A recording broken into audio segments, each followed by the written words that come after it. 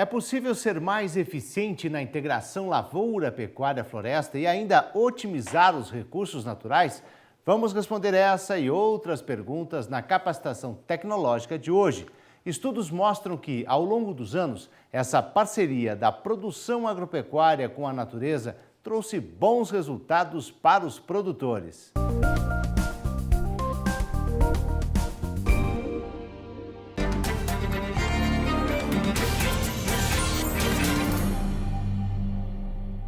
Olá, eu sou o Davi José Mugenstab, pesquisador da Embrapa Gado de Corte, e hoje vamos falar sobre sistemas de LPF para eficiência no uso de recursos naturais.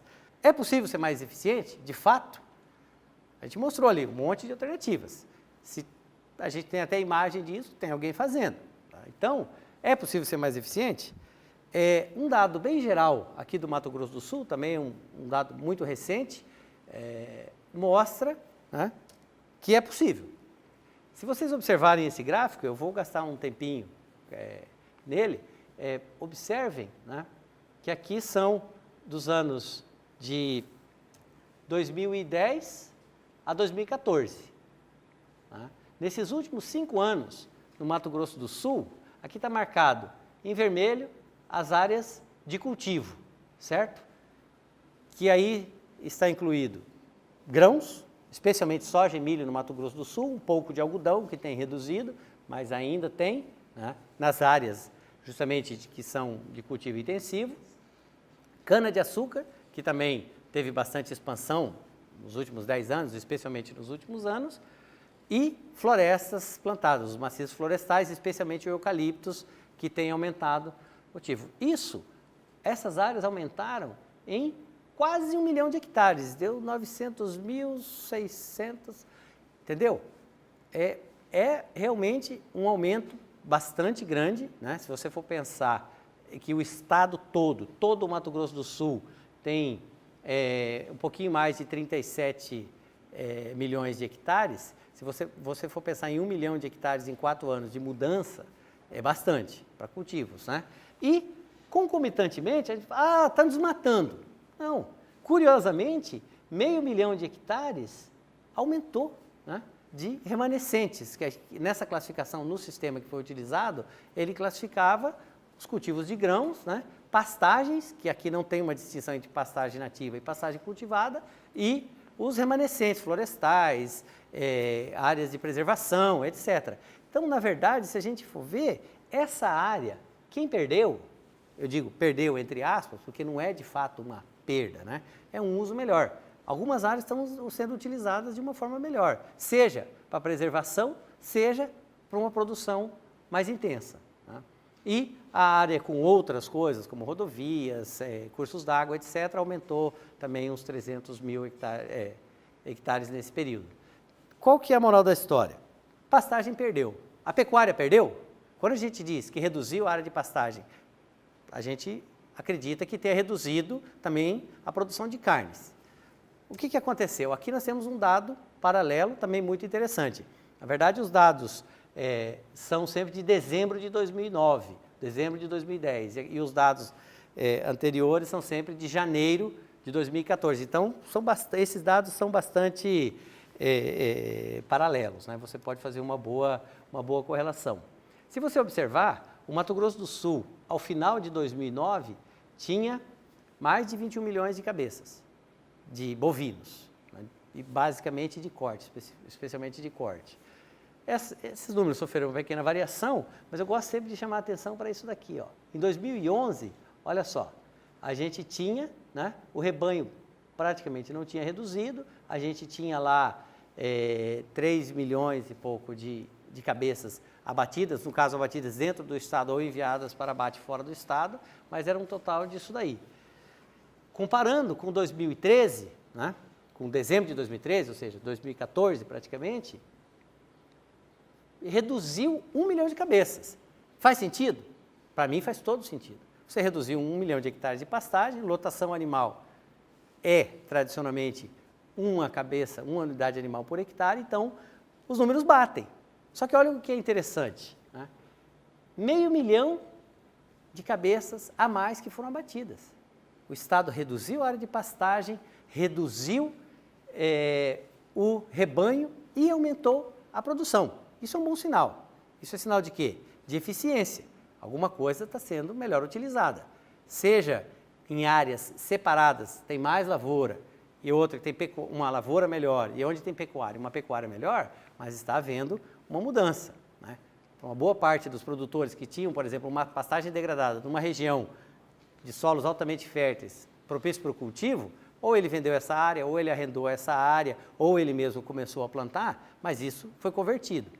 Tem as áreas, por exemplo, a gente infelizmente não tem tempo para entrar nesse nível de detalhes, mas a gente percebe no Mato Grosso do Sul, por exemplo, que eu uso sempre como um bom exemplo das mudanças no setor agropecuário brasileiro, é onde eu acho que as mudanças acontecem primeiro, a gente vê isso daí, que as regiões de cria, de produção, né, especialmente de cria mais extensiva, como o Pantanal, né, regiões mais ao norte do estado, com solos menos férteis, e tradicionalmente de pecuária, você aumentou muito o rebanho de bezerros, né?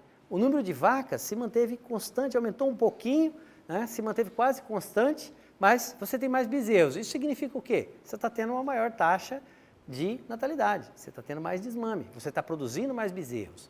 E nas regiões, por exemplo, na região de Dourados, que é uma região, da Grande Dourados, que é uma região de solos férteis, lá você percebe claramente a redução no abate de animais machos, no número de animais machos acima de 36 meses, ou seja, de bois, né?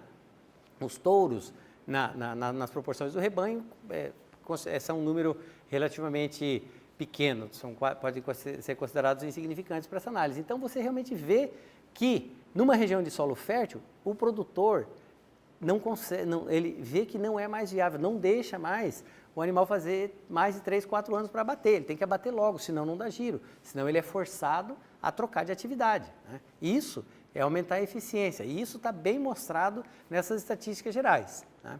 Então, se isso está acontecendo no setor pecuário como um todo do Mato Grosso do Sul, como é que é? Será que o produtor também não pode fazer isso individualmente, no seu estabelecimento, na sua fazenda, né? É possível, tá?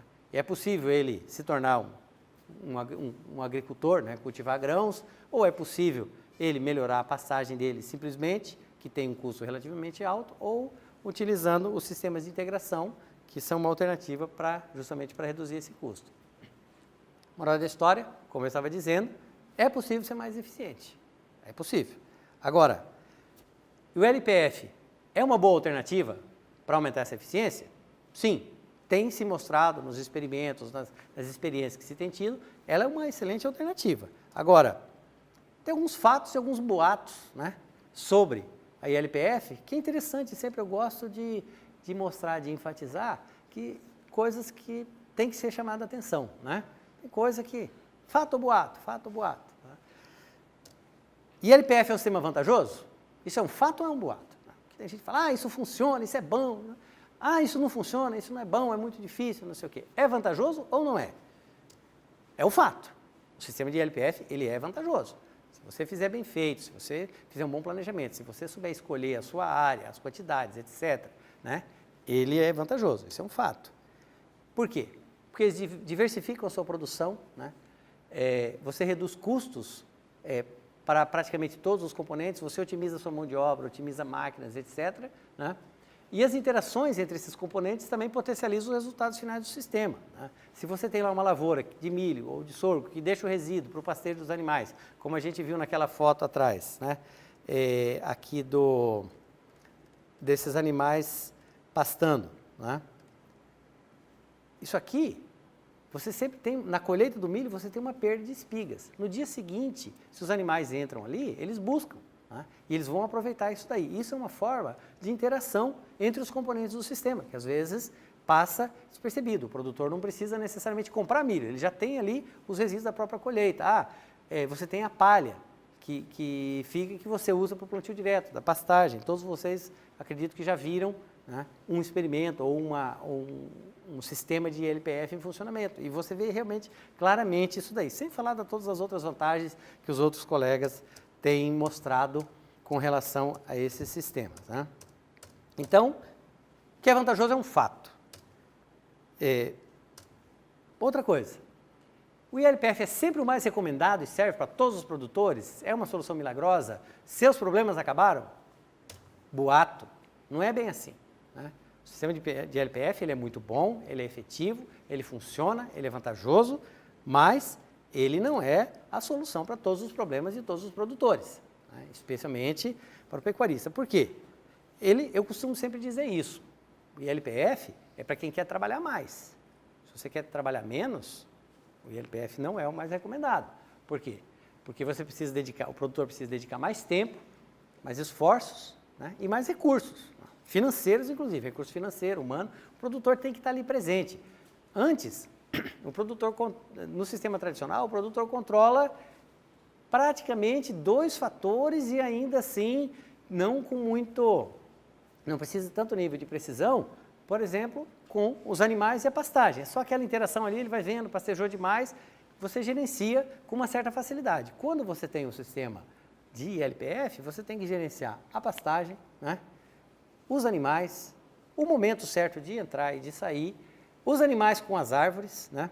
As árvores com a pastagem, né?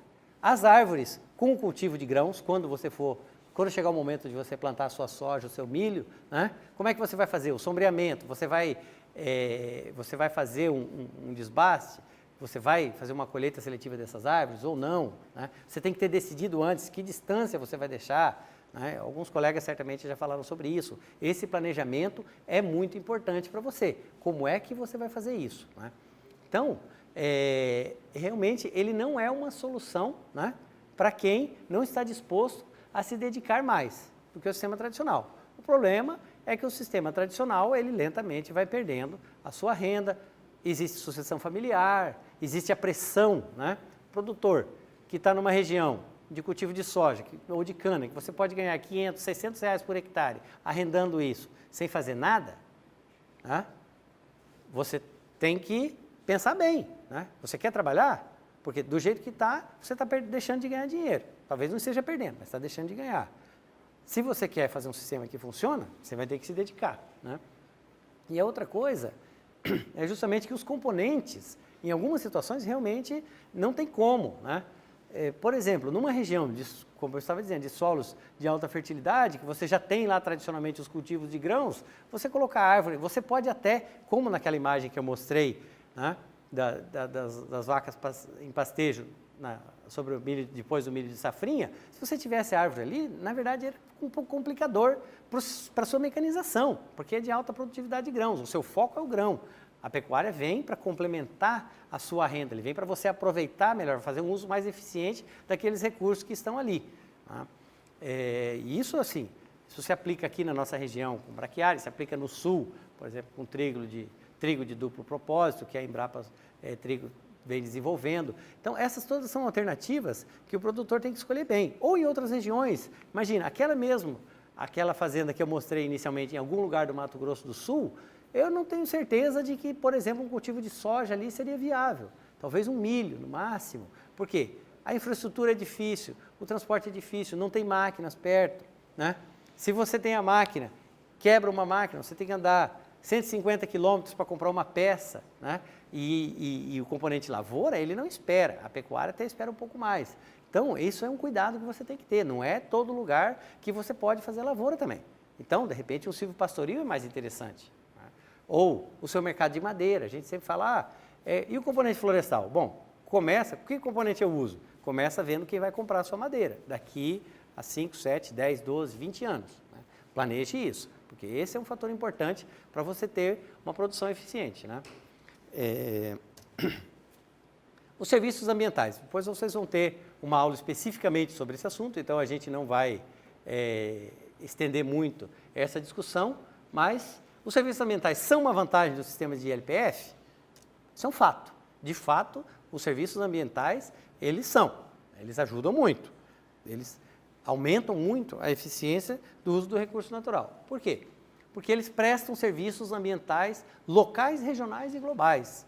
Locais com preservação do solo, né, de mananciais, proteção da área em geral, né?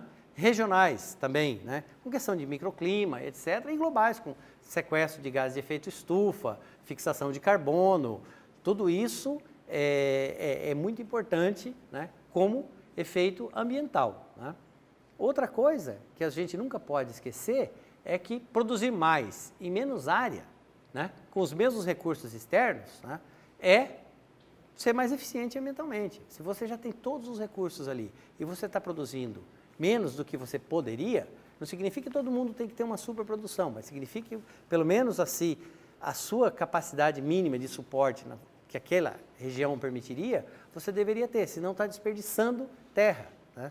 E terra é um recurso natural e um dos mais importantes, especialmente quando você considera que nós temos que aumentar a produção de alimentos no mundo. Então, você produzir mais em menos área, com os mesmos recursos, é ser mais eficiente ambientalmente. Por isso, e esses sistemas de integração trazem justamente uma alternativa para isso, para você conseguir na mesma área aumentar a sua produção, né?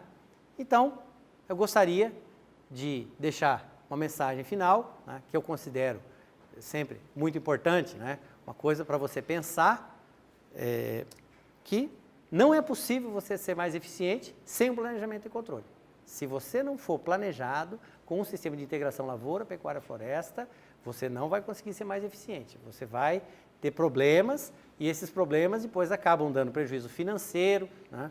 Prejuízo, às vezes até na sua própria formação de pastagem para você reestruturar a sua fazenda. Isso pode ser. Então, o planejamento é importantíssimo, é fundamental. E o controle também, porque se você não controlar o que você está fazendo depois, você não sabe como é que está sendo o seu resultado, se o que você planejou realmente está sendo executado. Então, planejamento e controle é fundamental. E para isso, em breve, vocês vão ter também uma aula especificamente sobre esse assunto e o colega vai tratar sobre isso. Então, a minha mensagem é essa: pensem que é possível ser mais eficiente, né? É possível você produzir mais na mesma área, desde que você tenha um bom planejamento e controle. Obrigado.